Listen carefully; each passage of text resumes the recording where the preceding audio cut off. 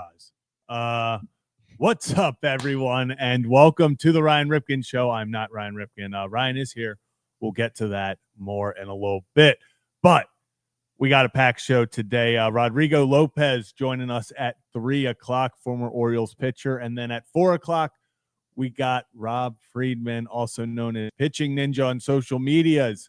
So what a jam-packed show we have today. Joining me as well, as always, Kevin Ostreicher. Kevin. Yeah, hey, we got a little Kevin and Zach react action on the Ryan Ripken Show. Remember those days when we used to do the show on this channel, and we would always say, "Hey, this is the Ryan Ripken Show," but I'm not Ryan Ripken. Yeah, that brings me back. Brings back the memories.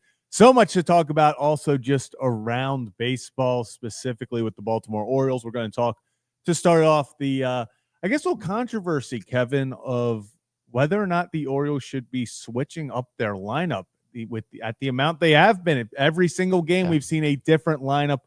Then we're also going to get into the starting pitching. I'm not going to say injury woes, but it's injury woes. It feels like every day we have a different update. And I've yet to see a good one, Kevin.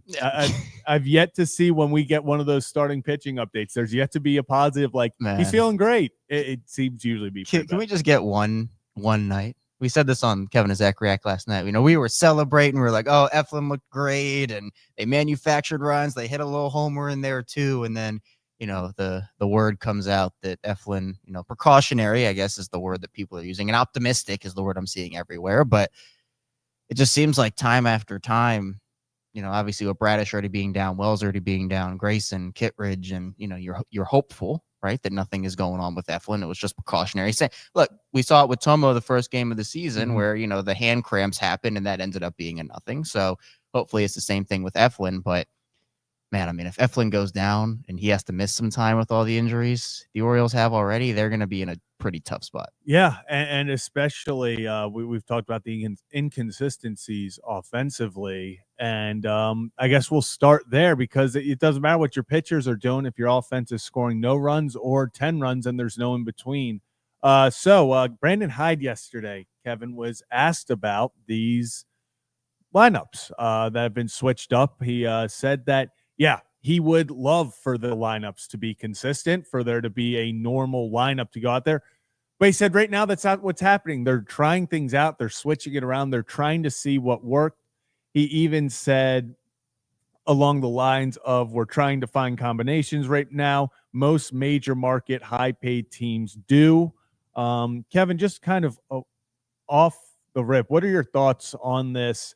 Hey, I would love for Hyde kind of saying, I would love for there to be a set lineup, but hey, early in the season, we're trying to see what works right now.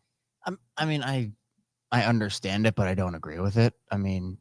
I get that you want to see what works early in the season, but especially I don't think you have, especially with the offensive lineup not being whole right now with Cowser being down, I just don't think you have as much leeway to do that, where, Cowser being in the lineup and honestly just on the field gives you a lot more options if you're able to say, hey, we can move guys around in the outfield. But, when your idea of figuring out what works, putting Jorge Mateo in center, we know that doesn't work.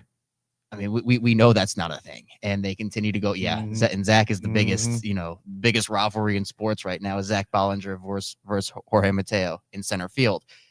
But I don't think they're at the necessary part of the season where you have to, we wanted to get a guy an off day here. We're 11 games into the season. Like we don't need to have that conversation right now. It'd be different if we were in game 100 and, guys are getting worn down a little bit. Maybe the All-Star break is just coming up and you want to give guys some rest too. I understand that, but you have talented guys and, I think they have more of a log jam on the infield where you're talking about now with Gunnar being back, it's Westberg and Gunnar and Westberg. And then, Ramon Urias is playing great. So where does he slot? And we saw DH Westberg last night. So I think you have more of a log jam there, but I don't think that necessarily, it doesn't necessarily justify going with a different lineup every single night. Like you have guys, I think that finding stuff that works early is good, but I think this is a little extreme. Yeah, and that's what I was going to say. I think I agree with the notion of, hey, it's early in the season. Let's try to figure out what's going to work. I hope they're not testing out for potential long-term use Ramon Laureano and Jorge Mateo playing next to each other in the outfield multiple times a year. I'd buy it if it was like you said, if it felt like they were putting out the best combination of players, but switching up the lineup. Maybe you move guys up and down a little bit. You're trying to find that sweet spot. I understand it, but I feel like there have been times where they're blatantly have not been playing the best players. You know, there's one thing to be like, oh, we're trying to find the best combination, but you're sitting Heston and Jackson against a reverse splits lefty when you're trying to get them more bats against lefties. It just feels like sometimes I agree with it in the fact of like, yeah, switch up the lineup, you know, find what's right, especially when they've been inconsistent. But I don't know if switching up the lineup and trying to figure out what works and all that includes putting your backup shortstop in center field because you wanted to give your center fielder an off day 9 days. And that's where I kind of am up in the air on it.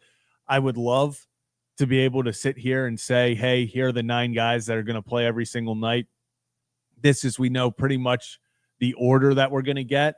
I think eventually that needs to be the case, but you know, health, obviously, you know, with Cowser going down, Gunnar not starting the year on the team, you're going to see fluctuation with that throughout the lineup. But I would prefer we see the best 9 out there right now. And we can figure out here and there, oh, we're trying to figure out this combination versus this guy, that, and the other.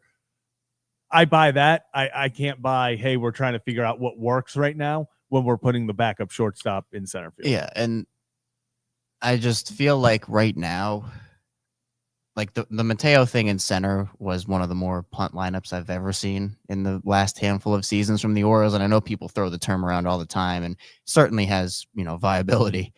But every game does matter. I mean, the Orioles, Zach, were in a fight with the Yankees till the end for the AL East last year. I mean, they only lost that division by 3 games, right? I mean, you know, games like, oh, we're trying to figure out what works early and trying. I understand the notion of doing it. I get it. I understand it. It's going to happen. Every team does it.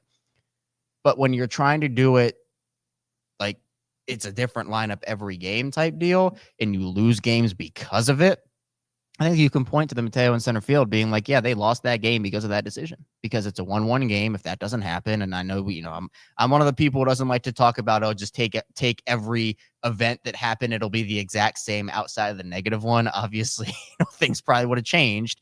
But again, it's like April games don't matter in April. It's my famous saying. April games don't matter in April, but they do matter in September when you're fighting for the division. And so because you look back on that game against Kansas City when you're, you know, fighting with the Yankees again, maybe for the AL East, and they're 2 games out, maybe 1 game out, and you're like, man, if they had not played Jorge in center field in that one early April game, would they be in a different spot right now? So it's just difficult because I think the depth that the Orioles have had, at least prospect-wise and otherwise as well, they still have depth. I just think it's different to the point where you have to find time for Heston. Obviously, he's hitting the ball too well, but then it's the whole reverse splits analytics type deal where, you know, Jackson plays really well and then he's on the bench the next day. Heston plays really well. He's on the bench the next day. You know, you're giving guys off days, but you're giving them off days at times that don't really make sense. And then you try to say, oh, well, it's reverse splits or it's righty lefty.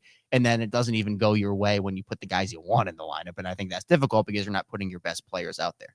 There's a difference between trying to find what works and inconveniencing your players. And I feel like right now it's an inconvenience to players because, like we talked about Heston, like we talked about with Jackson Holiday, these are guys that you want them to get their at-bats. You want them to get their looks.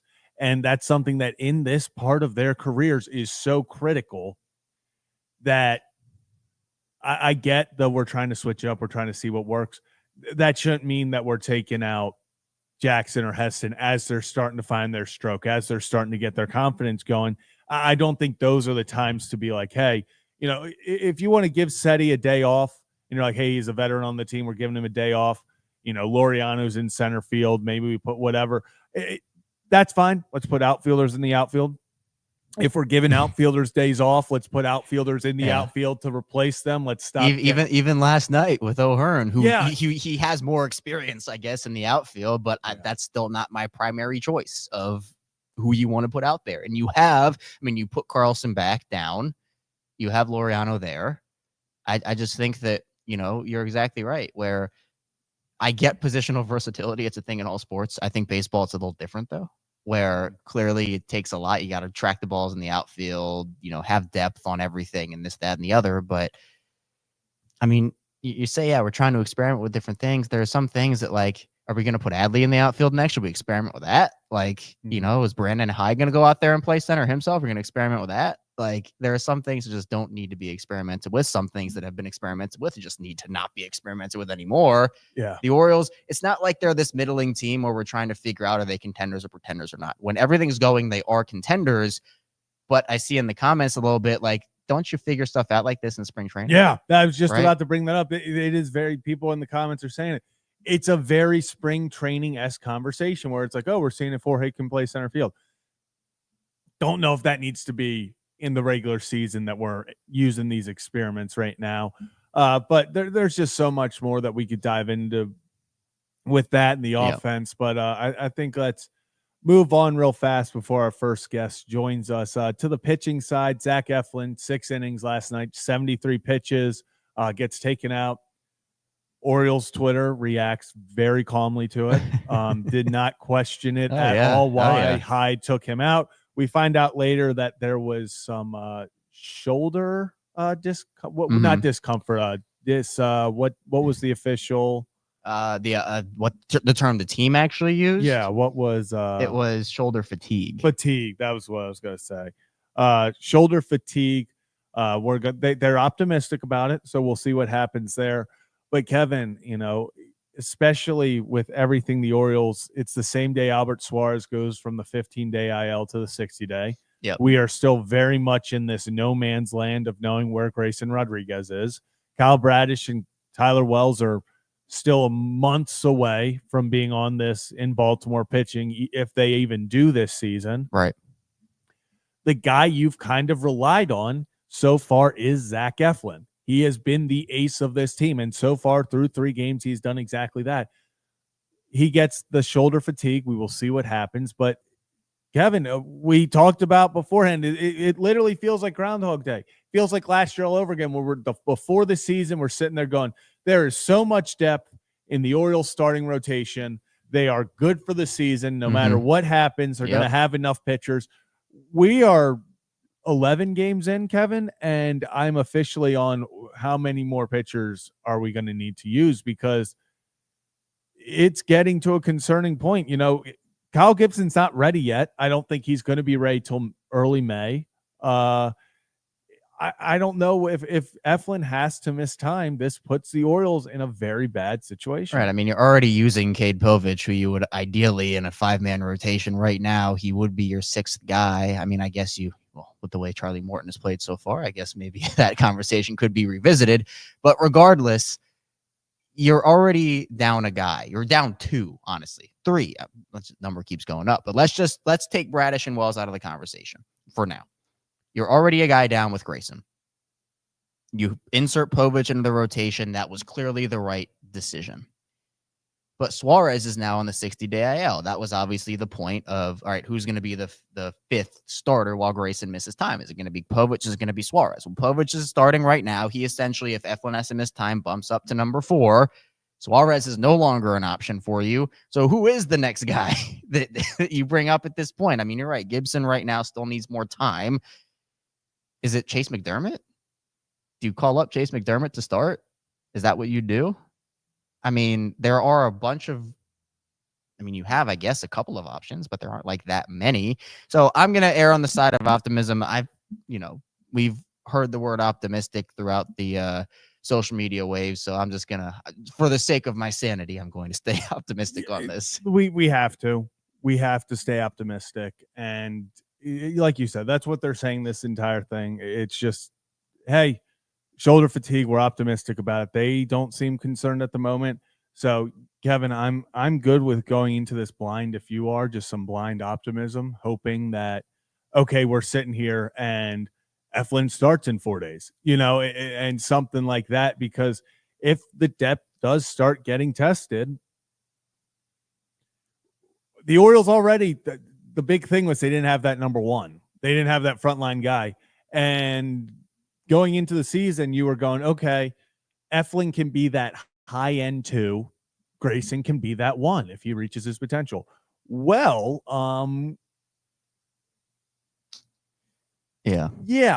At the moment where we could be without, obviously Grayson's not there, and now you have Eflin up in the air. So just overall, this was one of those starts to the season, especially health wise, that if you were the Orioles, I don't want to say this was worst case, but even when you toss in Cowser, this has been a brutal stretch for the Orioles when it comes to injuries. It feels like every other day, some sort of pitcher's going down, or we get a negative update on a pitcher, or it's something about, Cowser's hurt, whatever it may be. And, Steve, I'm saying, I think Brandon Young's probably, if anything happens, he's going to be the first guy to get the call. Yeah, and I see. I didn't realize McDermott was still hurt. I thought he had recovered already. So again, it's back. He and Trevor Rogers. Bring them both. I forgot about Trevor Rogers too. Haven't we all? Man. He's still hurt as well. So yeah, it's unfortunate because I think with this Orioles team at full strength, they have one of the best rosters in the league and they are top contenders. But obviously, that's not the way sports work, and it's not the way the MLB works, and it's not the way that pitching, if you just want to narrow it down to that, works. Now, Gunnar missing the time early in the season wasn't ideal. He's back, and he certainly had a day last night, which was great to see. But again, when are we going to see the Orioles team whole? I mean, we're not going to see the offense whole until June, assuming Cowser's timeline hits of 6 to 8 weeks. Now we're about 4 to 6 weeks of that timeline. So, I mean, you're not going to see the Orioles offense whole until June, and that assuming everybody stays healthy. Pitching wise, you're not going to see it whole maybe for the rest of the season, because whole means that Kyle Bradish is back and Tyler Wells is back. And I think that solves a lot, but you can't rely on that because we don't know the timelines there. So we'll see. The big thing, Kevin, is it is nice to have them in your back pocket. Kyle Bradish, if they view him as somebody who is like the ace in the hole of, hey, if he comes back and pitches just 85% of what Kyle Bradish can pitch, that's a massive boost to this team. But what I do not want them doing is going, oh, well, we might have Kyle Bradish coming back. That's our ace pitcher. Grayson Rodriguez coming back. There's our acquisition. Tyler Wells coming back. There's the guy that's going to save the rotation. All of them can be massive additions, help boost this rotation, but it's hard to rely on guys coming off injury. I would rather them be the kind of wild cards while you already go out, you get guys that you can rely on. And then you have these guys that as they're coming back, there's not all this pressure on them to immediately come and be, because I can tell you, if they don't make a move and Kyle Bradish comes back in, mid-late August, people are going to expect him to be the ace of the team. And that's not fair to him coming off of, surgery and stuff. No. And again, there will be those expectations. They're not going to go anywhere. Bradish is that guy. But again, it's not fair to him. You're 100% correct, where, there's so many other things that factor into the Orioles' success this season. And, if I'm being honest, I think for me, I'm not factoring in Bradish until he's I'm just assuming he's not going to pitch for the year, because I don't want to put that in the equation. And then, okay, well, all of a sudden he's not pitching. We don't know the timeline. There's a chance that Bradish does come back. We don't know that answer. But again, you don't want to rush him back. I don't think they're in a position to rush him back. I don't want them to do that out of desperation.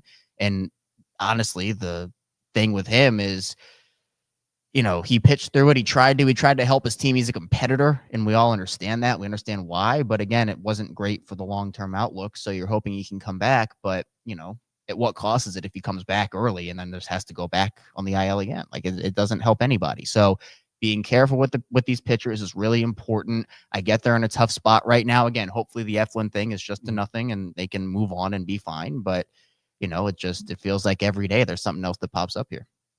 Yeah, it doesn't.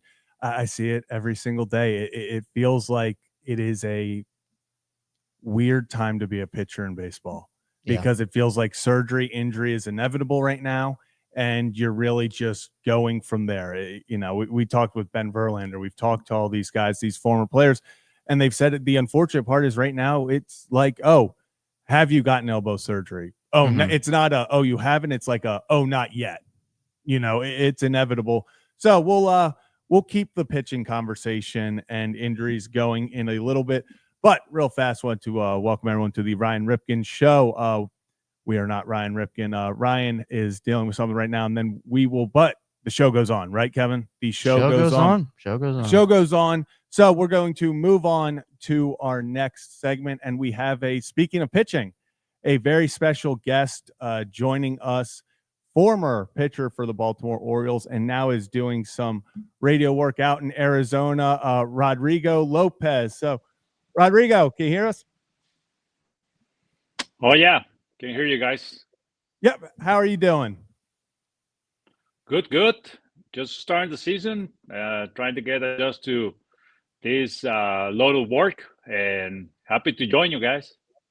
Yeah, thanks so much for joining us. How has the season been so far? How have you been busy? Has it been just hectic to start, the year as we get underway?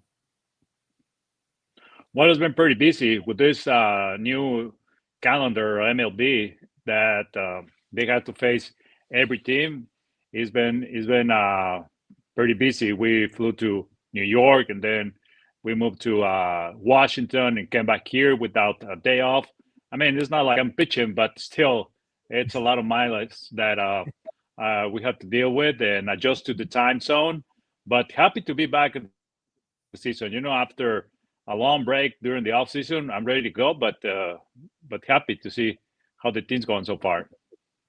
Yeah, and actually, right off the bat, it's something that I don't think many people consider with the new way that Major League Baseball is doing their schedules with the travel all around the country. How does that affect a player kind of early on? I mean, obviously you're not pitching anymore, as you said, so maybe a little bit of a less impact on you, but as a player, can this travel, the hectic travel schedule kind of mess you up, especially so early on in the season? It's not like you had time to kind of get things going again. It was right off the rip. You're traveling back and forth. Sure, no, especially here on the West Coast, feels like every trip is like 4 or 3 hours flight. But probably on regular basis, it's not that much of the time. But you're doing that every 3 days. I guess for the players, it's got to be pretty tough. And when you're in the air, you kind of dehydrated, and you have to adjust your body for high leverage competition, and that can be an impact to your body. And so far we are fine. We just got Ketel Marte gone down to the IL, but honestly, it's pretty tired for the players. I was talking with Ben McDonald yesterday about it, and say, this calendar is pretty attractive for fans, but I don't know if the players enjoy it that much, because there's some trips where are crazy logistics. Like the Diamondbacks have a trip to Toronto, then they go to Colorado, and they got to go back to Chicago. So it's pretty tough. It's pretty tough. Yeah, and already, we talked about Marte already hitting the IL and stuff. It seems like injuries, not only for just a few teams, for almost every single team, has kind of taken over to start this year. Every team is a little bit banged up. Right before you hopped on, Kevin and I were talking about pitchers, and it seems like not only the Orioles, but throughout the league, pitchers are doing, even in Arizona, Montgomery having to get Tommy John surgery before the season even started. As a former pitcher, 11 years in the majors, how have you kind of seen, pitching over the years evolve? And do you think that these injuries are something new, or do you think it's something that's always kind of happened and it's just part of the game? I believe it's just part of the game. We can say a lot about the pitchers are max effort every time, but the reality is, like, injuries are part of the game, and I think is the some of the bigger issues that front office had to deal with. It's definitely something that you're never trying to consider, or it's hard to predict who's going to get hurt or not. But especially in the first month of the season, I believe this is just, I will say normal, but just have to be prepared for it. I mean, there's many facts that are involved, and well, unfortunately, when one of your impact players are affected by injury, yeah, definitely affect your team. Yeah, and as a team, when you have an injury, there obviously have been some that have been season ending for some pitchers around the league, but how does a team we're talking with the Orioles recently about that next man up, as someone who's in the clubhouse, has been in the clubhouse, what's it like for a pitcher? So, hey, you're in this rotation and, maybe the number 1 or 2 guy, he goes down, rallying together to be like, hey, it's the next man up. You can't miss a beat because, all these games do count. I know it feels like the season is, the end of the season is years away, but every game does count at the end of the day. So what's it like while you're dealing with injuries to kind of stay focused and be like, hey, we still have a job to get done? Yeah, baseball is an everyday game, everyday sport. And yeah, every day, every win, every moment in baseball counts. And the perfect example that was the Diamondbacks last year. We were tied with the Mets and Atlanta at the end of the season, and we were 1 win away. So that put all together, yeah, you probably think like in the last week of the season, we couldn't win at least one more game. But it's not just the last week or the last game of the season. It's through the whole 6 months to the 162 games, and games that are decided by one mistake, one pitch. Yeah, at the end, all the counts. And we got the exact the same amount of wins that the Mets and the Braves have, but they have they win more games than us when we face each other. So yeah, as a pitcher, no matter what, and you're in the rotation, doesn't matter what spot you are. I guess it's just for the beginning of the season. Who's going to start the first game of the season, the opening night? Other than that, like, you're not going to face the number 1 starter from the other team because they always have a day off or not. So at the end, you're facing the batters, and you're facing a team that you have to analyze and just trying to do your best at the time. So as a pitcher, you got to prepare for anything, especially you're in the rotation that you had 4 days to prepare yourself, and try to go there and get the best of you up for the team. At least 6. Well, back in the days when I pitched, we trying to go at least 7 innings, 6 innings, trying to get that quality start. It seems like things have been changed, but you got to be effective for your team no matter what. Yeah, and I agree. And Kevin actually has a question as well over here. Kevin. Yeah, Rodrigo, I think it's really interesting because the game of baseball, it evolves every single season, and it evolves at a pretty rapid rate. And so when you talk about kind of this age of analytics that baseball is now in, and all the splits that you see and how teams are maneuvering their lineups, their rotations because of all of this, how have you kind of seen the game evolve with those analytics? And you talked about, back in the day when you were pitching, would it have been helpful for you to have all of these analytics when you were pitching, or is that something that complicates the game too much in your opinion? For some guys, probably. I don't know, the new generation, they are used to this. I know there's a lot of information in the minor leagues. I think they grew up with that process. Back in the day, for me, there was the times where the information that we have, there were times where I feel like that was too much to process for one game. And at the end, I feel like I was giving more credit to the batters, to credit to my tools that I have. So yeah, always there's been this kind of reports, but at some point, I think you got to trust in yourself, trust in your stuff, and go out there and compete. Those batters are gonna adjust to you as well as you're gonna adjust to them.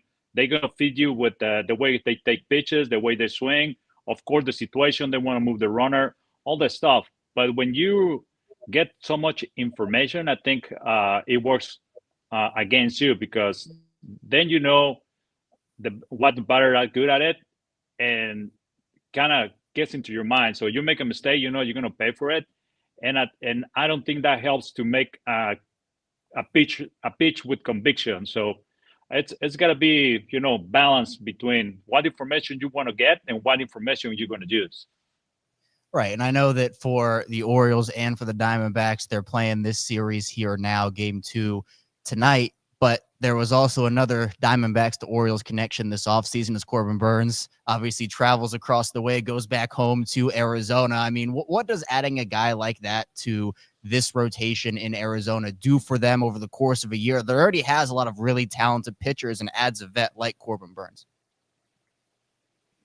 Well, he's present in the rotation. He's present in the clubhouse. I mean, everybody knows what he's capable of doing. And yeah, no, I haven't had the opportunity to talk to him, but just the way, his presence feels like around the clubhouse during the, the bus rides or the flight, and the way he pitched in the past, we know what we're capable of. And even the result that he has so far in the first two games, but to me, it just feel like whenever he is announced to be pitched, I feel like we have a chance to win that game, and his stuff is just electric. I mean, I see a few games during the spring training and his stuff is nasty. I mean, I see him before when he was with the Brewers, with the Orioles, and his stuff is electric. So I think be on the top of the rotation and be able to pitch every 5 days, also that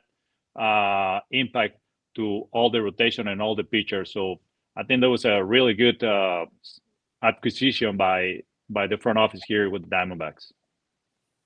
Yeah, and real fast, Rodrigo, before we get you out here, so you can focus on the game tonight. Corbin goes back home to Arizona, where it's a little bit warmer. The weather's a little bit warmer. In fact, it's actually was 30 degrees here today in Baltimore, and you know a little bit about pitching in the cold, especially in Baltimore, the famous snow game.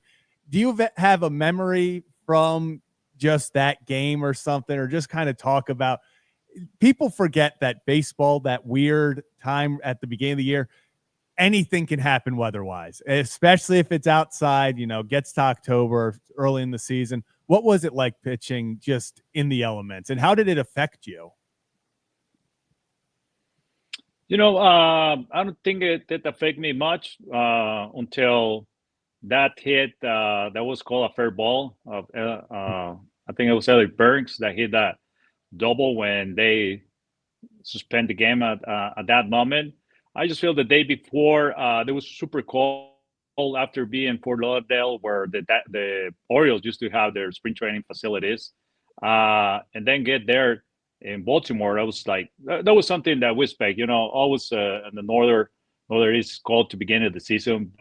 I never expect to have a snow during the game. So my memories about it was like, opening day, everybody get excited. I was super excited too. The day when I started to warm up, there was sun up, kind of cold, but adrenaline and all that emotional anxiety to pitch make you feel warm. And all of a sudden we started to see those snowflakes coming down, and what I remember is just have a hard time seeing the signs from the catcher. And in my mind, it was like, okay, if I have a hard time to see the fingers from my catcher, I don't think the batters will be able to see the baseball, which is supposed to be white, So I make the pitch, a terrible slider, hang on the zone, and Burns hit foul ball. It hit the stands, come back into right field, and all of a sudden, I remember that seeing the umpire calling a fair ball, and it was like, what is going on in here? So it was like big confusion, and at the end, we won that game. But yeah, when they pulled me out of the game after that delay, I went out there and pitched. I think went 6 innings or something like that. But yeah, I was a little bit frustrated about it. So after the game, the guy who was on deck for back then the Indians, that was a good friend of mine, Kareem Garcia, that he got very angled to see where the ball was. Yeah, so after the game, we went out to have a dinner, and he was like, yeah, he was a foul ball. And so I was even more frustrated at the time. But there was a good memory, my first opening night after being with the San Diego Padres for a long time, and probably seems like I was not going to be able to pitch in the big leagues anymore. So 2002, I got a chance by the Orioles, runner-up in the Rookie of the Year, and here I am, starting the first game of the season for the Orioles. I mean, that was a great moment for me. Yeah, I think it all worked out. I think it was probably a little colder in Baltimore than it was in San Diego, so probably a little change there. But Rodrigo, we really appreciate you joining. Good luck the rest of the way this season and everything that comes. And I'm sure we will be in touch. Thank you for joining us. Yeah, thanks, Rodrigo. All right, Zach, Kevin, have a good day. Awesome. Thank you, Thanks Rodrigo so much. Lopez. All right. Awesome. That was awesome. That was awesome. I love it started out as just hey, it was a little cold day. You weren't expecting anything out of the normal. And then suddenly I love I can't see the signs from my catcher. That was crazy. So that means that they're not seeing the baseball. Right. I'll tell you, baseball can give you some of the craziest stories. And especially, you're right, during this early season time, especially, look, Maryland weather just cannot make up its mind ever. We're in the third winter, Kevin. Yeah.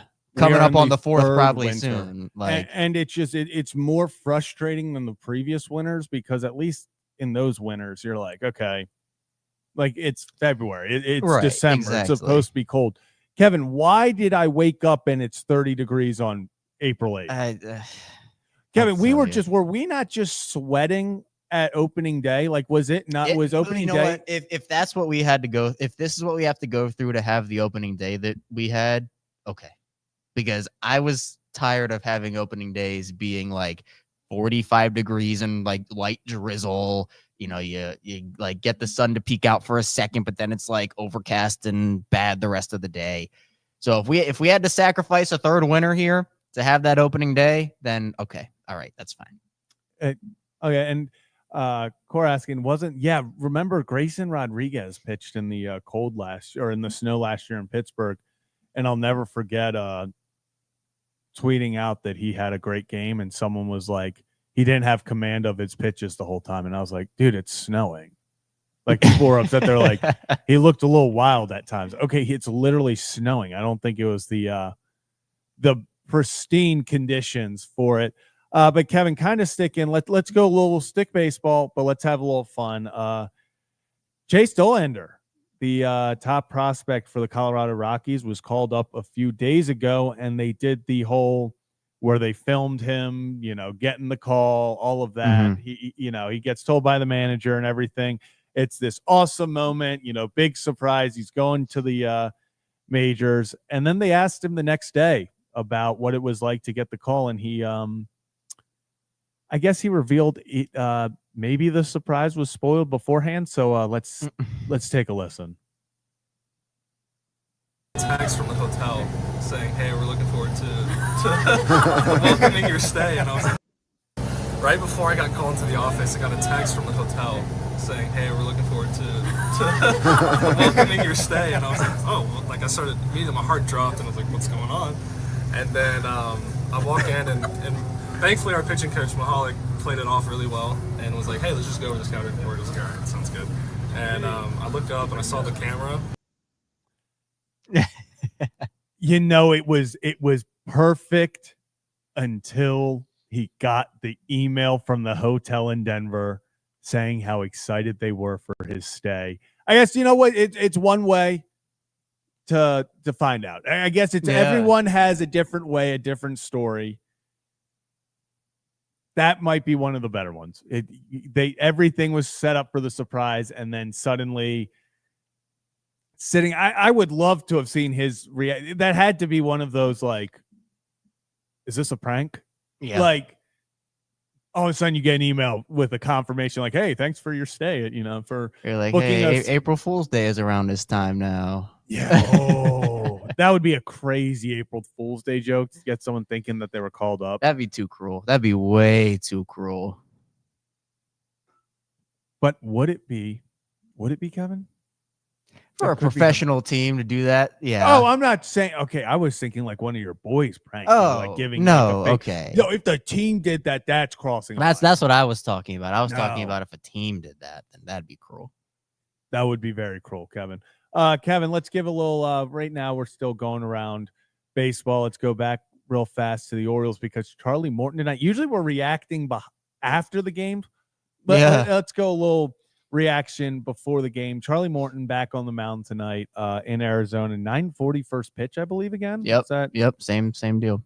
We'll be live for those if you are watching. Kevin and Zach react live after every single game.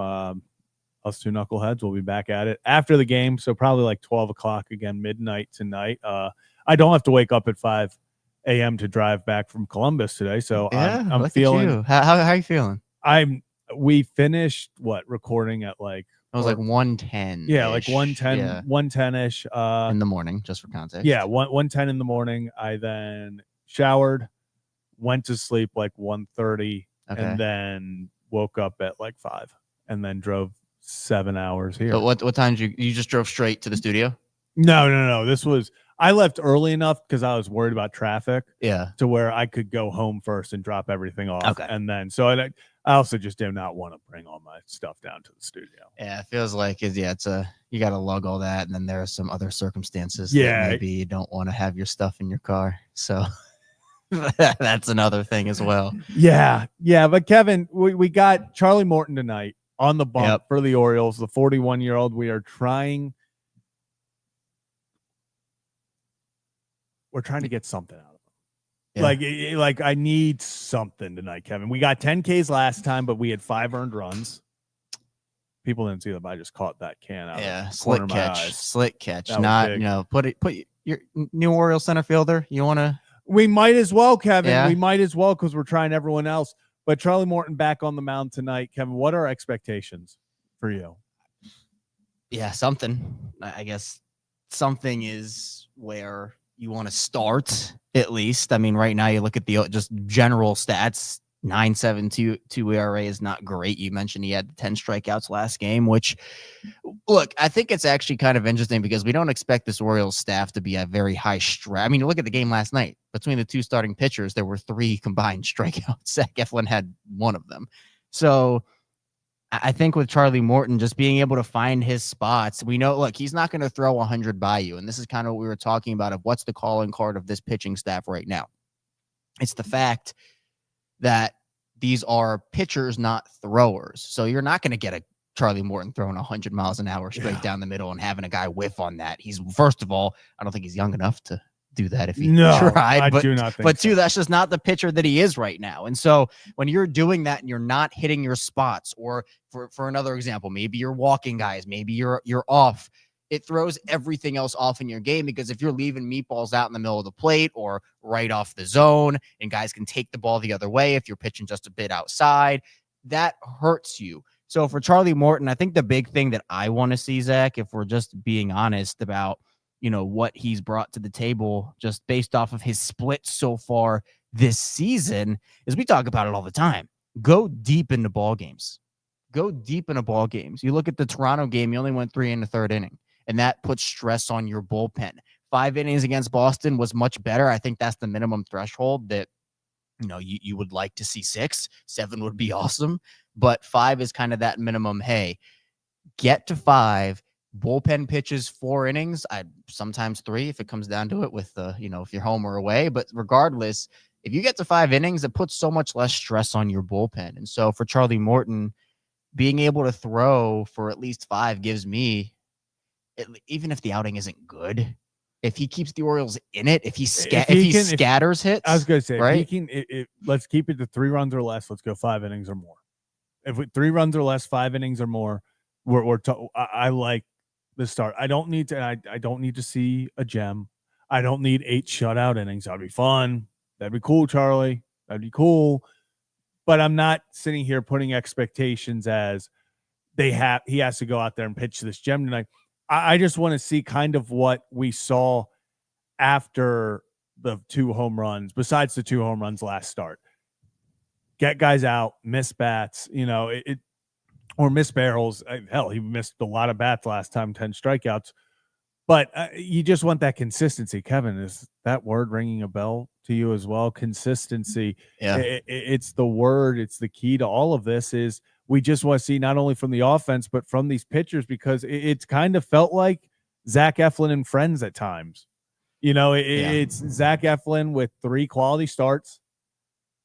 The rest of them, I'm not sure if maybe Sugano has 1, but overall, this team has been very reliant on one guy who now has shoulder. He's got, Kevin, what's the word again? I'm Fatigue. I just refuse to remember the word fatigue today, Kevin. Maybe it's because I'm so fatigued. Yeah, hey, there you go. But I think the other thing too is he talked about outside of the 2 homers. It just feels like for these Orioles starters, we've seen like an early lead given up by them, and then they settle in. Right, that's been a big key for them this year. Is they settle in. Bad first inning, but they settle in. It puts the team behind the 8 ball. And so we can talk about, Charlie Morton outside of the 2 homers. Like, okay, it's great. But, in that Boston game, it just felt like that lead was insurmountable because the Orioles would battle back. And then nope, here come 2 more runs for the Red Sox. Like that, to me, it's hard to ask a pitcher to be consistent every single outing. It's just not going to happen. I'm not placing that expectation onto this starting staff, especially when you're down guys like Grayson and Bradish right now. But we know, and we talked about this on Kevin and Zach React last night, where the offense has wasted some good pitching performances this season so far already. We're only 11 games in. The defense has wasted some good starting spots from guys this year as well. So it is. I mean, people say, oh, baseball, what do you mean? It's individual. It's individual, right? But to me, it is a team sport. It is because, you get Cade a little rattled after that error by Mateo in center field, or you allow 2 homers and then, or allow runs to come in and then Seti blasts a homer and then, all of a sudden it's 4-1 Boston instead. Like those are the things that you can't have happen because it takes the energy right out of you. So the Orioles were never expected to have their staff carry them, I think is the big part. It was never expected to be this like, the Orioles have the best rotation in baseball. Nobody was expecting that. But I'd rather have the offense score 5 or 6 every night than 10 to 11 one night and 1 to 2 the other night. You win more ball games that way. Talked about it all last night. The staff is good enough, and we've seen it already. Plus, the bullpen minus Perez has been lights out. Yeah. Like you have that ability to where even if the starter gives up some stuff, man, the bullpen has been really, really good. So if Morton can give up 3 runs and be done and say, okay, he scattered some hits around, you feel like you can trust most of these bullpen arms, which is huge. Yeah, and it is this trust aspect that, if we talk about the starters helping the bullpen and vice versa, it all should go together at the end of the day. I want to move on, Kevin, because I'm seeing in the chat the Yankees did lose. That is reason to celebrate. But the bigger reason I want to talk about is let's look at the AL East standings right now. As of this moment, you got the Blue Jays in first. Well, we actually have a 3-way tie in first between the Blue Jays, Red Sox, and Yankees, all at 6 and 5. You then have a game back, the Orioles at 5 and 6, and then the Rays at 4 and 5. Kevin, everyone is within a game. And we talked about, especially with Ben McDonald before the season even started, the Orioles were going to have a tough stretch out of the gate. What they needed to do was find a way not to get left behind. They have not started out well, but it seems as if right now they have that opportunity still to get things done, to stick in this AL East, because we talked with Ben. All they kept saying was, hey, with the amount of talent in this American League East, with how tough that first part of the schedule is, you can't fall behind. Yep. And if you're sitting there at 5 and 6, 4 and 6 before last night, you were starting to get that feeling of, hey, the Orioles cannot fall behind. So now the Yankees lose. Red Sox and Blue Jays actually play each other later. So one of them will win to go to 7 wins.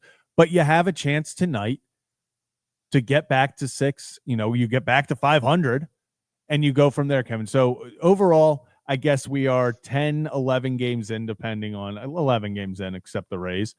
What are your overall thoughts on the AL East? And is there really a team? To me, it's the Red Sox that look the scariest, but is there a team that worries you? You know who I think worries me? The Orioles' biggest opponent, in my opinion, is themselves. That's what I truly feel. Where, the Yankees have had a hot start to the season. Obviously, everybody looks at Boston and, will say, oh, they're the biggest threat to the Orioles. But right now, you have a 3-way tie because with the loss, you have the Blue Jays, Red Sox, and the Yankees. I'm not worried about the Blue Jays. I'm not worried about the Rays. I think if I had to pick a team to be worried about, it probably would be the Red Sox. I mean, that is the one, but I truly believe that if the Orioles lose the AL East this season, it will not be because of another team. It will be because of themselves, whether that is lineups, whether that is errors, whether that is defense, whether that is offense, whatever, pitching. I think the Orioles have the talent to do it. They just have to do it. Like, sometimes talent doesn't equate to wins. We've seen that all across sports. But while the Yankees, they've hit a lot of, at least early, they hit a lot of homers, and they have talent on their roster. Red Sox have talent on their roster. Every AL East team has talent on their roster. But I think the Orioles have the most talent on their roster. It's just a matter of them being able to live up to their expectations. And, I think a big part of it is, is Brandon Hyde the right guy to lead this team to a World Series championship? There's been a lot of conversation if he was the perfect guy for the rebuild to kind of steward them through that time. Is he the right guy to have them take the next step? That's something we're going to find out this season. So far, I know there have been pretty mixed results, to put it nicely, on that so far. But, hopefully they can turn it around. But my true feeling, Zach, is that the Orioles' biggest opponent is themselves, which is eerily similar to what I say about the Ravens on Lockdown Ravens every single show, because I think the talent is there. You just have to execute, and you just have to win. That's what it is. Yeah, and that's what it is when it comes down to talent, I think the Orioles can hang with every single team in the AL East. If we're going off, from what I've seen, first in an 11-game sample, the team I'm most afraid of is the Red Sox. I think they were a young, fun, scrappy team last year. I think they have a crap ton of talent, and I think they went out there and made massive moves to get better this offseason. You add Crochet, you add Bregman. Bregman's coming off a Player of the Week for the first week of the season. These guys are doing what they wanted. They're doing exactly what the Red Sox had hoped. All the young guys are playing well. Devers, remember, people gave up on him after 4 games. He's now one of the hottest hitters in baseball. You got Bregman, who's one of the hottest hitters in baseball. Wilbur Abreu is playing out of his damn mind in right field for the Red Sox. Jarren Duran's not even playing well, and they're just stacked 1 through 9. It feels like Tristan Casas, obviously Christian Campbell. The list goes on for how deep they are offensively and in the field, and that's not even including they got 2 top 5 prospects sitting back there in the minor leagues still. The Red Sox can be a very good team for a very long time. So if I'm talking about the team that scares me the most, I feel like I'm coming away from that first week and a half, 2 weeks of the baseball season saying that team is the team that, if I had to say right now, is going to take the AL East, I'm going with the Red Sox. Blue Jays, I think, have been a fun surprise. Vladdy Jr., I guess we should move into this. $500 million, Kevin. $500 million for Vladdy Jr. and the Blue Jays. It looks like he's going to be a Blue Jay at least for the majority of his career, if not all of it. He's going to be a lifer there. Something we see so rarely, and obviously with the Orioles trying to, I guess, reach that point with maybe a Gunnar or an Adley or someone like that with the extension. So, Kevin, just kind of off to start, do you think this Vladimir Guerrero Jr. deal, $500 million, was a good deal, or do you think that the Blue Jays kind of paid him because they felt like they needed to keep him? I mean, I think it's a little of both. I mean, I feel like, he's someone that is now going to be a staple of that franchise and has the chance to end. And, we talked to Mark Shapiro about this. Ryan had a great interview with him where he has a chance to be, the staple of Canadian sports moving forward, assuming everything goes well for him. But, I think, I don't want to use desperation as the word, but I mean, I don't think they could have let him walk. Like, it would have been pure disaster if they had, or even traded him. Like, even if they got something back for him, the impact he's already had, the player that he is. I know that, a lot of Yankees fans were talking, Red Sox fans were talking, is Vladdy going to be the next guy to come into another AL East? I saw videos of him talking with the Mets players before their series, and like, Vladdy's begging to come to New York. Vladdy's going to like you said, Kevin, Vladdy was going everywhere but staying in Toronto. And at least for the next 14 years, he is staying in Toronto for $500 million. This was a deal that had to get done for Toronto. They had to. I don't care what the price point was. They had to get it done because after they missed out on every single big free agent over the past 3 years, they needed to get something done. Anthony Santander could not be their big splash. There's still a lot of question marks. Bo Bichette, obviously, his contract expires at the end of the next season. There's rumors that he is hitting free agency and he's gone. I've seen those recently. But just overall, it feels like the Jays had to get this one done. They had to lock in Vladdy. I'm not sure long-term how much success they're going to have, because I feel like especially if they lose Bichette, Springer and them are getting a little older. They've got some younger guys, but at the same time, a lot of their Gausman, Bassett, like they've got a lot of players that are kind of getting on that older side that are still key contributors there. So that's going to move on. Obviously, Bo Bichette's going to potentially move on. They have to figure out what's going on with him in the next year or so. But this was a start. I'm not sure if this is going to be a great deal for the Jays. I don't know if this is going to be a good deal for the Jays. But they had to get it done, Kevin. There was no way that the Jays, they would have cleared house on everything if they lost Vladdy, especially, and it's good that they got done now, because if this would have hit, if the Jays would be sitting at or below 500 come trade deadline, the rumors, the distractions in that place would have been through the roof, because everyone would have been like, it would have been the Shohei thing all over again. Just trade him because you have to get something for him. You have to he's not coming back. You got to get something for him. The Jays can put that to rest. As much as I think $500 million is a lot of money. It's a lot of money, but it was a necessary thing to do. I mean, I don't know. For a first baseman, Kevin. I just don't know how you can sell it to the fan base if he would have gone or traded him, get something. You for him. can't. No, exactly. That's why you had to. Yeah, it's difficult, and you're put in a position if you're a team like Toronto, who again, like they've been searching for.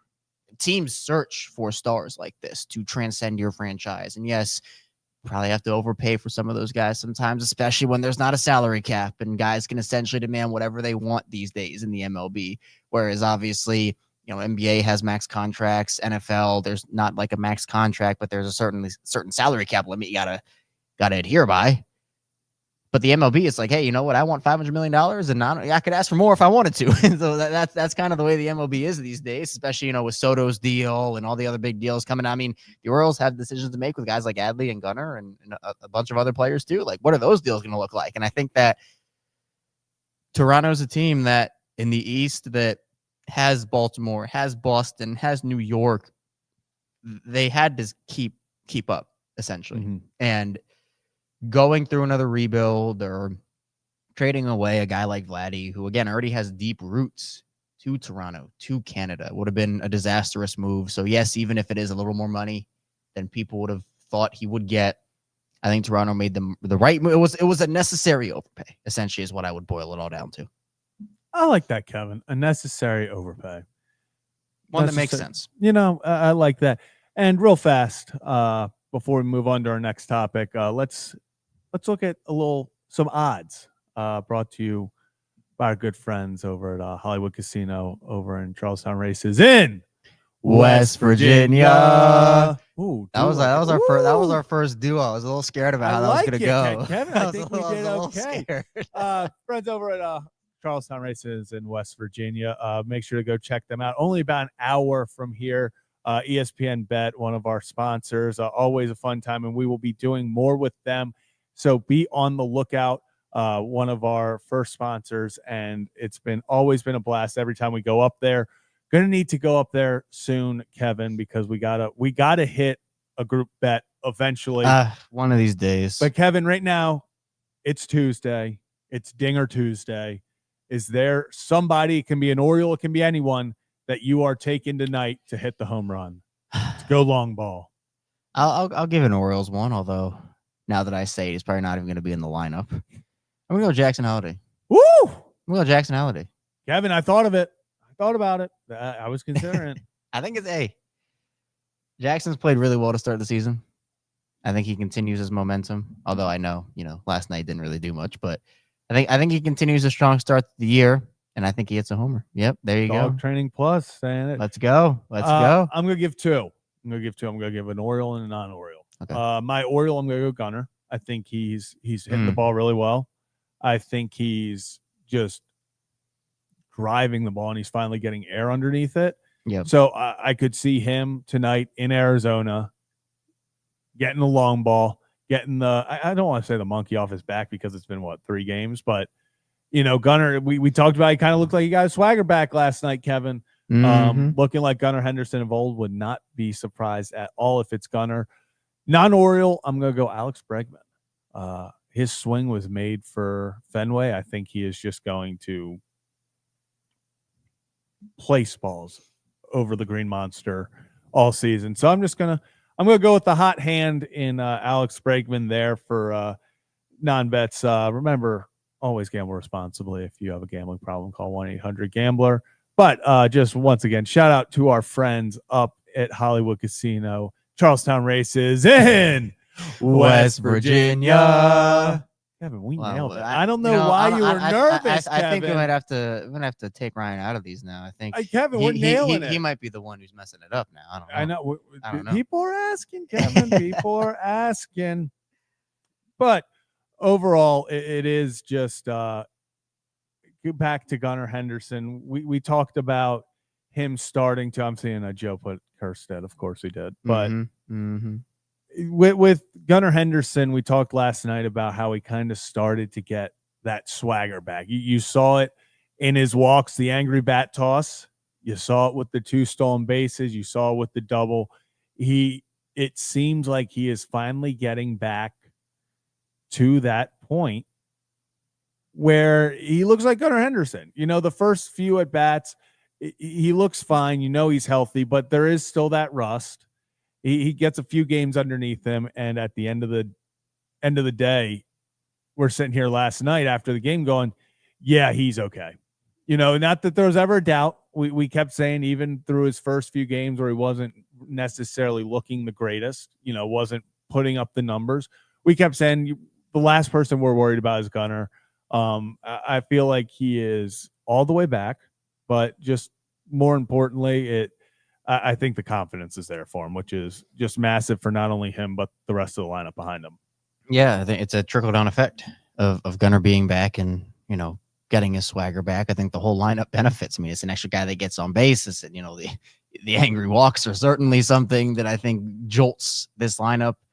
Gunnar he's a game changer by himself, which is why I think, he'll be one of the highest paid players in the MLB, in MLB history in the next handful of years. Hopefully that extension gets done sooner rather than later. Hopefully it gets done in general. I know that there's been some conversation about what that might look like, but man, I'm just enjoying Gunnar, man. I mean, he's so fun to watch. Such a good player. I know that, I think the next evolution for him is defensively, just continuing to just be more consistent. Word of the day, word of the year, word of the year, consistent, just be more consistent on defense, but no one questions his offensive prowess. And by the way, he does make good defensive play. He'll make incredible defensive plays here and there, but I just think some of the routine ones get him in trouble sometimes. So, everybody makes mistakes, but Gunnar's a guy that, you want to put him leadoff, want to put him third. He does it all. And the fact that, you were talking about it last night, 30-30, gets a couple stolen bases. And, this is something that we've talked about for the Orioles of just being more aggressive on the bases, playing more small ball. Like that to me is one of the big things the Orioles can do to help improve their team from last year. Yeah. And it's all about consistency, and it's putting pressure on the defense and just pressure overall, like we talked about last night. There's so many different ways that you can impact the game. And with Gunnar in the field, it feels like we love how Gunnar goes a million miles per hour in every aspect. He runs with his hair on fire. It's just awesome to watch. There are times where the routine play gets botched because he is going a million miles an hour. So, Kevin, first off, if you're new to the channel, hit that like and subscribe button. This is the Ryan Ripken Show. We are not Ryan Ripken. Zach Bollinger and Kevin Ostreicher, but we will be we're still doing the show. The show goes on, Kevin. We got about 14 minutes until our next guest comes on. So, Kevin, I am gifting you with this. The Denver Nuggets made a move, Kevin, before we got here. We want to explain? Oh, well, they made multiple. Yeah. All right. So for those that don't know, I'm a big Denver Nuggets guy, and the Denver Nuggets made quite literally the latest coach firing ever in NBA history, moving on from Michael Malone. And they also have announced that they are not renewing the contract of their general manager, Calvin Booth. This was something that I think did need to happen. I don't necessarily totally agree with the timing of the head coach firing. They say they're looking for a jolt. That's what ownership said. I don't think that this will give that to them. I think they probably had a better chance of competing with Malone still there and then moving off of him in the offseason. But there was just a lot of drama that was going on in Denver. I mean, you had Nikola Jokic, who is generally very calm in his demeanor, getting really frustrated and upset on the bench about certain things. Their defense is falling off a cliff over the second half of the season. And, a lot of the conversation does come in about, I don't think Calvin Booth properly built the team to where that Malone and Jokic and the Nuggets needed to go. I mean, they won a championship in 2023, Calvin Booth's first year as general manager, because they trade for Kentavious Caldwell-Pope. They bring in Bruce Brown, guys who can anchor a defense. And obviously Aaron Gordon being there as well helps. And, Jamal Murray was healthy. He's not been healthy this year. The Nuggets have been very injured this season overall. And it's just like, they went the direct route of just Calvin Booth wanted young guys. They traded they don't have their 2027 first round pick, their 2029 first round pick, because Calvin Booth wanted to trade them for future firsts, but not future like 2031. He traded them for picks in that draft to go and draft guys that he thought, could develop alongside Nikola Jokic. And we saw the Warriors try to do the same thing, and it failed pretty miserably, where they tried to go all young. It didn't work. And obviously they've now added Jimmy Butler, and that has gone a lot better in Golden State. Mm-hmm. But Jokic just had to carry this. I mean, he had a 61-point triple-double, and they lose because Russell Westbrook did his Russell Westbrook thing, who actually Russ has been an overall net positive, but it's been pretty disastrous over the last couple of months. You signed Dario Saric to your mid-level exception, which for those that don't know in the NBA, there are now tax aprons, and the Nuggets are in, they're approaching that second apron here. That's their only asset to add somebody from outside the organization. Dario Saric hasn't played since like the third game of the season. He was that bad. I think he's leaving the NBA to go back overseas. Jamal Murray's been hurt. Michael Porter Jr. has been their most consistent player outside of Jokic, but they have him on a max contract, which I don't think he's a max contract player. But you talk about overpaying for guys in the MLB, the Nuggets have to do that because Denver's not an attractive free agent destination. They're not LA, they're not New York, they're not Miami. But the fact that they went so young instead of trying to build out the roster around Jokic with more veteran players, I think was a huge mistake. Everybody saw it when it happened. And then Malone wants to go all vets. Apparently that they don't like each other. They haven't spoke.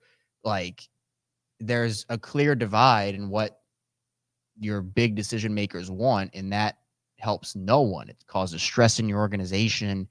And, I wasn't necessarily thinking Denver was going to win a championship this season. They didn't have the vibes. Like 2023, you could feel the vibes happen. Even last year, before they lost to Minnesota, like you could feel that, this team could do something. And they obviously blew a 20-point lead in Game 7, and that's a whole different conversation we're not going to get into because that was a little too crazy. But now you enter this state of uncertainty where it's like, what does come next? Because you can't keep going this way. They haven't been able to they haven't had a backup center to help Jokic since like his second year in the league. They have, and he's in year 10 now. Like, they haven't been able to build the bench around Jokic. So those, I'm sure you've seen it, Zach. It's the non-Jokic minutes where they are like one of the best teams in NBA history when he's on the court, one of the worst teams in NBA history when he's off the court. Like we talk about the Orioles. Yeah, scoring 10 runs is fun, but it doesn't happen every game. So you'd rather have the consistency of being just a good middling team of, okay, bench is cool. Maybe you sacrifice some starting lineup power for a better bench, but I think Michael Porter Jr. is generally seen as a negative asset across the league. Same thing with Jamal Murray. I mean, I don't know what stars you look at. I don't think they trade Jokic. I think he's going to retire before he gets traded, if we're being honest. And the fact of the matter is there's like 2 games to go before the playoffs start. Like, they have 2 games left before the playoffs start, and they're the 4 seed right now. Yeah, it's what you said. It would literally be like if the Ravens were just like, we're moving on from John Harbaugh and before week 18. Yeah, and they're going to make the playoffs. They're going to try to make a run. David Adelman, who is their interim head coach, has been looked at as a future head coach across the league. Nikola Jokic has been a very strong supporter of him, so I wouldn't be shocked if he just got the head coaching job outright. But the Kroenkes, who, for those that don't know, also own the Rams. They own Arsenal as well. they like the big names. I mean, Malone was coming off a year where he was fired unjustly from Sacramento, and they hired him. They got one of the top assistants before that in Brian Shaw. And obviously George Karl was their long-term guy there before that. So I've seen the name Mike D'Antoni floated around. Stan Van Gundy, who was Ryan has talked to on this show before.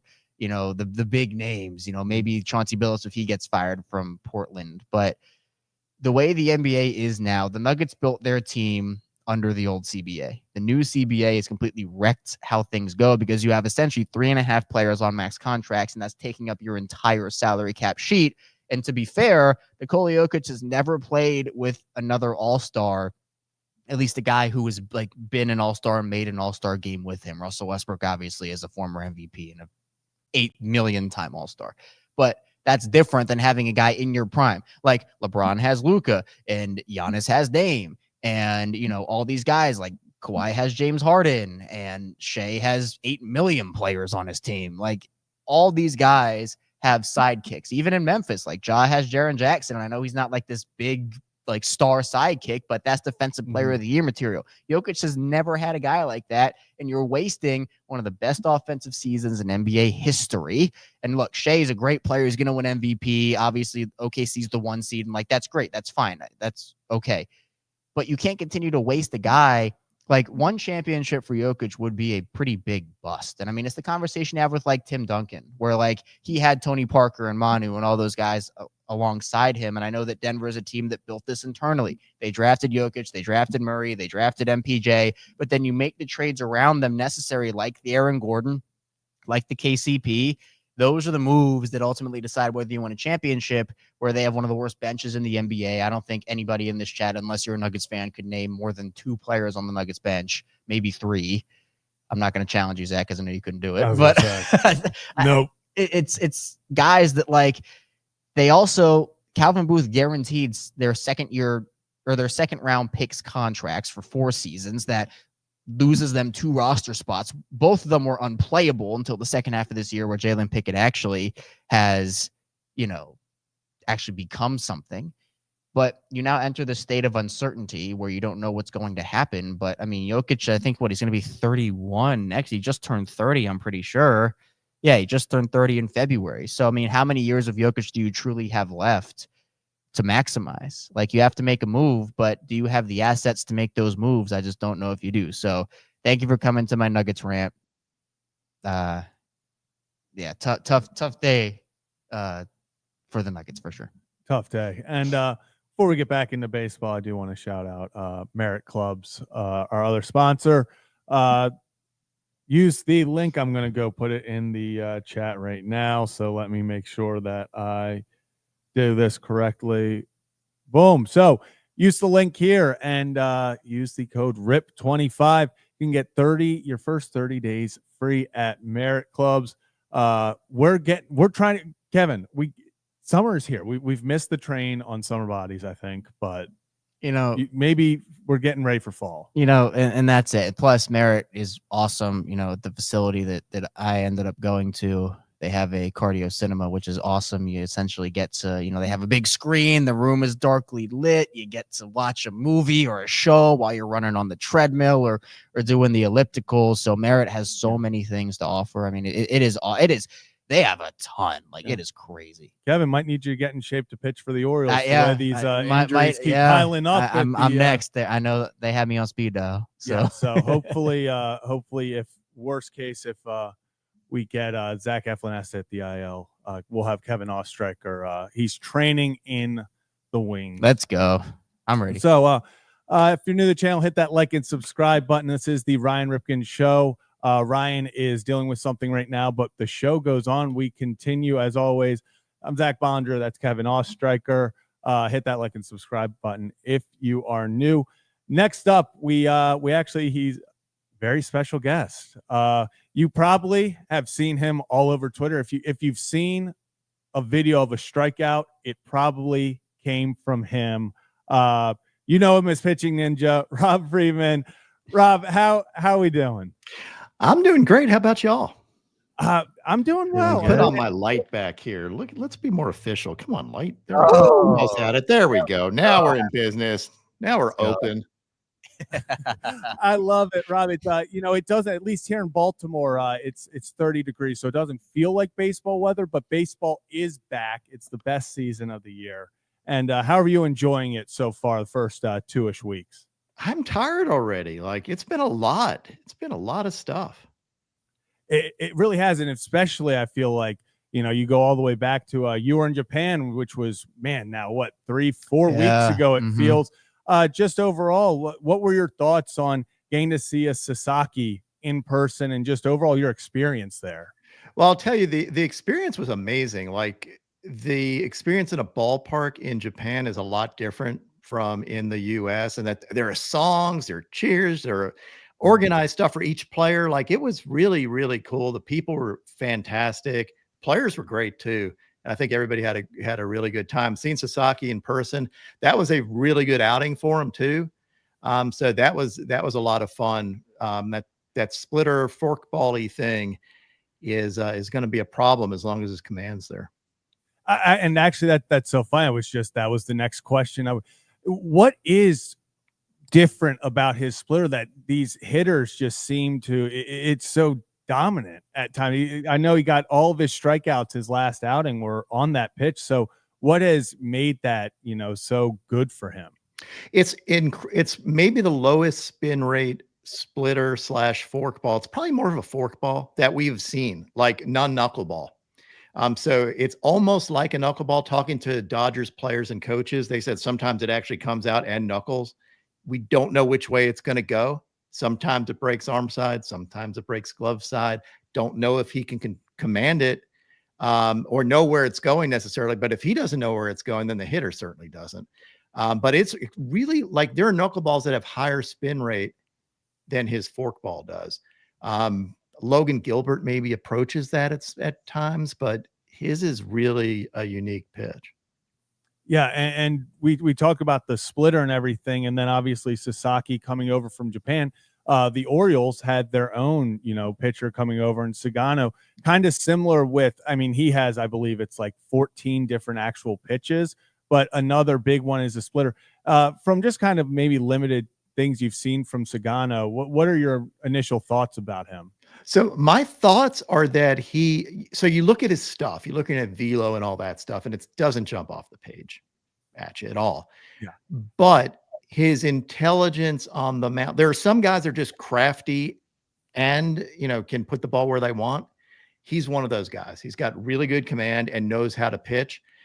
I usually am hesitant about that until they've proven it, but he's proven it over the years in Japan. Like, he is a top tier pitcher in terms of that, a little Zach Greinke-ish maybe.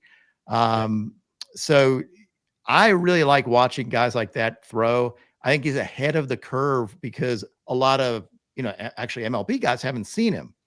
And he, like, the pitcher has an advantage in that situation. He has the scouting reports. They don't have as much scouting on him. So I really like his stuff. I like his makeup and like his command. So I think he's a valuable piece.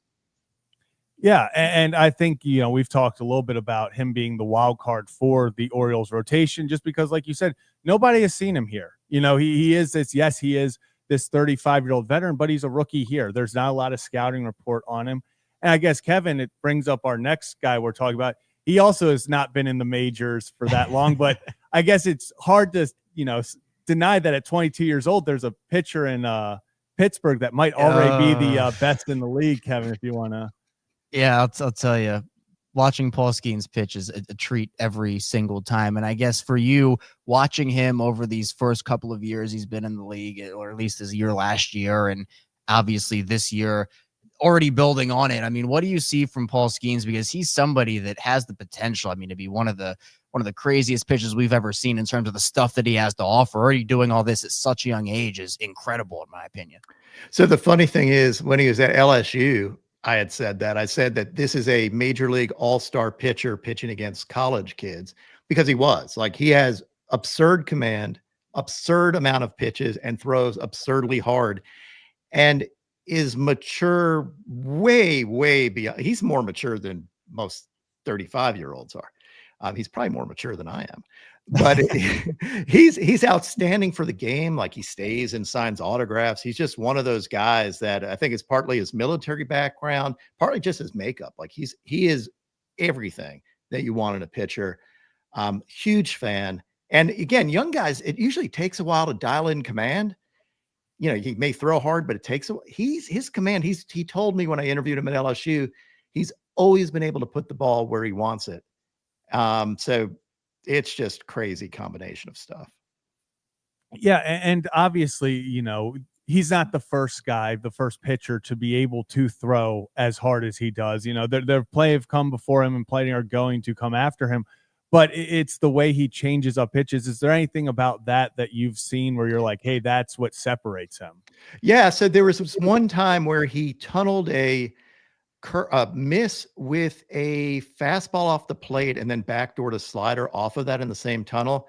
And I asked him about that at the All-Star game. I was like, dude, what was up with that? Because that was, he's like, he learned it from watching my overlay videos.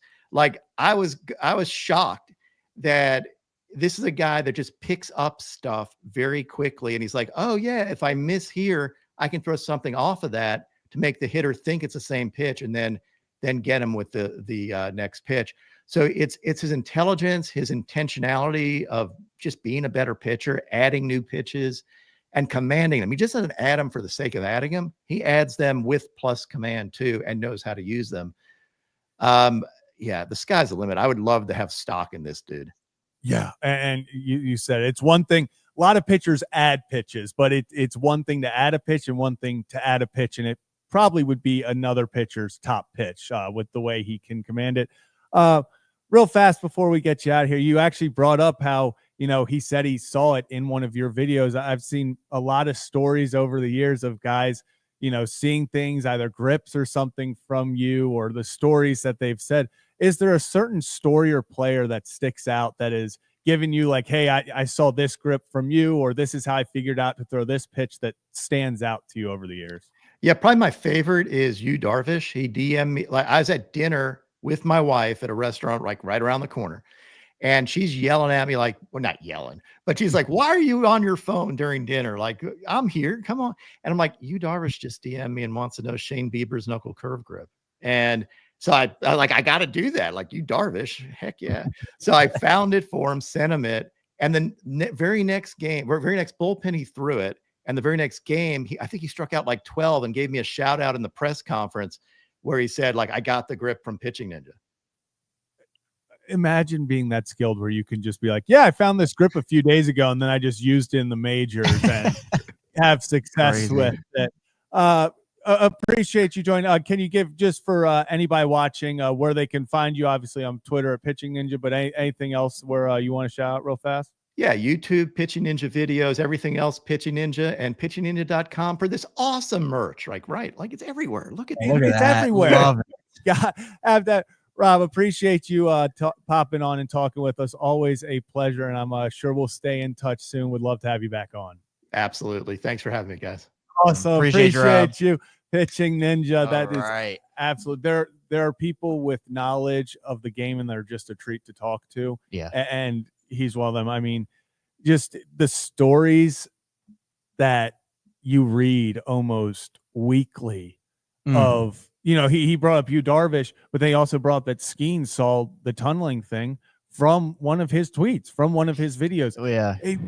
It's funny because it's not just, oh, Paul Skeens or, oh, Yu Darvish.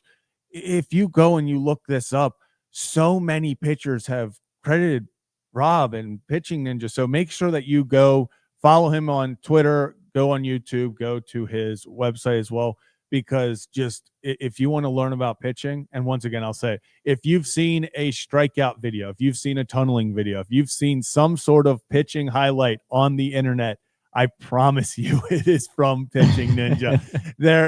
He is just one of the bright minds in this media space. So, Kevin, that was awesome. I'm not gonna lie, I was a little starstruck for a moment. That was what was cool. He knows his stuff. And I mean, the fact that, you know, he has put so many years into the game and is able to identify so many cool things, you know, has the respect of the players in the league, which is unreal. He's awesome. And I'm really glad we got to talk to him. Yeah, and that was absolutely awesome. Just a wealth of knowledge when it comes to pitching, and it shows when guys like Yu Darvish and Paul Skeens. I love the story. Yu Darvish just, hey, can I get his grip real fast? All right, thanks. I'm gonna go use it real fast in a bullpen. Okay, good enough. Boom, I'm going, and I'm gonna get 12 strikeouts with it. Mm-hmm. So, just absolute pleasure to have Rob on talking. Absolute pleasure to have Rodrigo on talking. Yep. And Kevin, it's been an absolute pleasure talking with you. Well, it's a really nice time talking. Maybe we to should you do it too. again tonight. Maybe we could. Maybe there's a show that we could do that on. I'm not. Maybe we could. Kevin and Zach react live after the Orioles game, win or lose. So we'll see you there tonight. Even at midnight, we'll be there.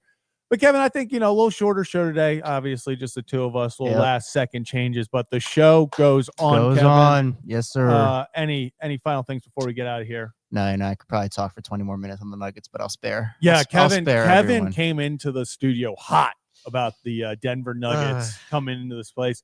So, guys, no, it was a little short episode, but appreciate you all for tuning in. Hit that like and subscribe button on the way out. I'm cueing the music. Music's not. Yeah, I can't. What? Is it hit the wrong button? I don't. Muted? Kevin probably muted. Oh, there it is. Okay, music's in, baby. Thank you for tuning in to this edition of the Ryan Ripken Show. We will be back at it tomorrow at about 2:30, 2:45-ish. Have a day, have a night, and we will see you tomorrow for another edition of the Ryan Ripken Show. See ya.